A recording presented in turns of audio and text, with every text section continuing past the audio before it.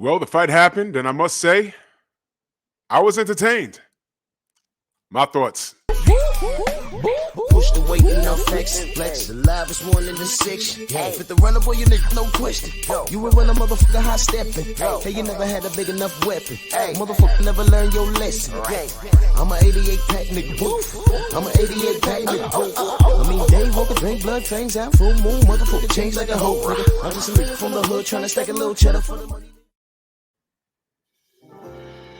Drew Titan Bronson on deck. Shout out to the mighty LDBC. I'm just sharing this this Photoshop meme because it's funny as hell. But when it was announced, I didn't care for it. This fight is about maybe 8 to 10 years old. Should have happened when these guys was a little younger, a little more ripe. But even when they were flirting with the idea of it happening all those years ago, I said that Brook wins that fight. Simply because stylistically, Khan, and this is no shade to Khan, stylistically, he's just inferior. For Khan to have been successful, and let me say this, I'm clowning with this meme, but you know what? Shout out to both of them. They got it done. They made some money. I tried to ignore it, but hey, I love boxing. I love the sport that doesn't love me back. And whatever. I watched the event. They had a major turnout in there. You know, like I always say, British fans are some of the best boxing fans you can ever have to support you as a fighter. Shout out to real British fans. Real British fans. They packed the house. Like I said, I couldn't really see, but it looked like a sellout. Like I said, I'm happy these guys got together. They made some money. And it was a fun fight to watch for as long as it lasted. It was a fun fight to watch. The card wasn't it wasn't bad. The card wasn't bad. I was just, it was a little interesting watching Bud and Bomac, you know, walk Khan to the ring. That was just like bizarre for me to see Bud sitting there next to, I believe that was Eubanks Jr. You know, but hey, look, on to the fight. Amir Khan came out, laser fast hands. Bing, bing, bing, bing, bing, bing, and the inevitable happened. He got caught. And that was in round 1. He got caught in the first round and was doing the stanky leg. Y'all remember the stanky leg? But, you know, what's an Amir Khan fight without seeing that? And, you know, he did what he's trained to do. He held on. And Bomac was in his ear trying to give him some advice. And he did the best he could with what he had to work with. Round 2, I think he won round 2. I'm not going to go through all of the rounds. But what I noticed was Brook just simply did not respect anything that Khan was doing. He did enough to move his head and not get caught. He knew he was getting outpointed in the early parts of the fight, but he also knew that after a while, all he had to do was land one. After a while, all he had to do was land just one. And whenever he landed something significant, you know, Khan got on his bike. He got hurt. He got on his bike and, you know, and it was only a matter of time. And I believe, you know, the fight, you know, ended a few minutes ago. I believe it was round 6, I believe, which is what I was telling everybody. I never made an official prediction video.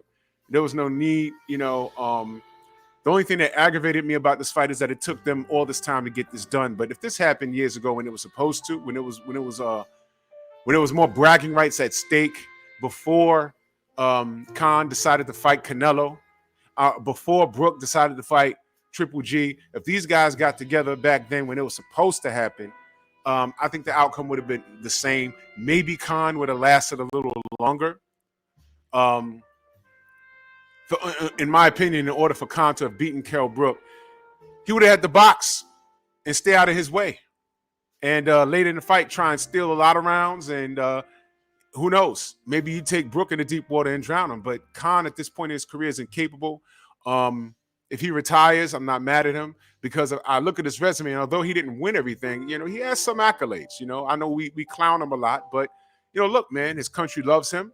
And like I said, there was a great turnout. It looked to be, and it definitely looked like they made some money. Brook won the grudge match, and that's okay. Khan has nothing to hang his head about. The losses he had in his career, like the one against Canelo, I mean, come on, he shouldn't have been in the ring with Canelo in the first damn place. But they predict it ended how everyone predicted, so it's like whatever, man. But Khan has nothing to hang his head about. Salute to him. Salute to him. And salute to Kell Brook. I'm glad they got this out of the way. Again, I wish they did it earlier, like 8 years earlier. And by the way, this is just further proof how boxing doesn't love us. Okay?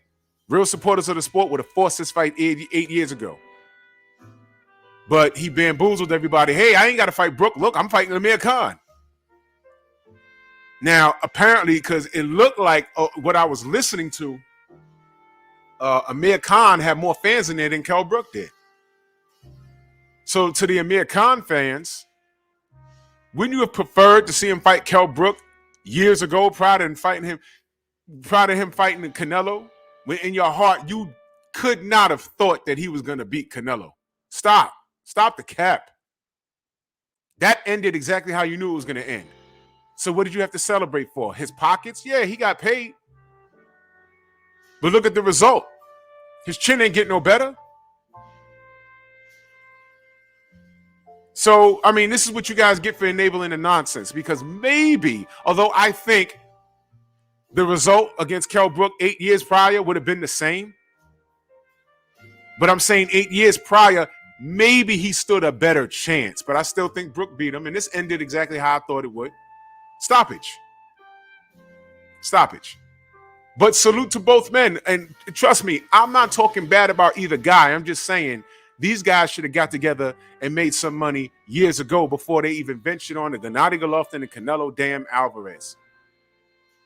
For all we know, those losses, goofed y'all up more. That Canelo knockout made your chin worse. That Golovkin issue, broke one eye. Then you got in there with Spence, and Spence broke the other eye. And now, in 2022, y'all getting together finally.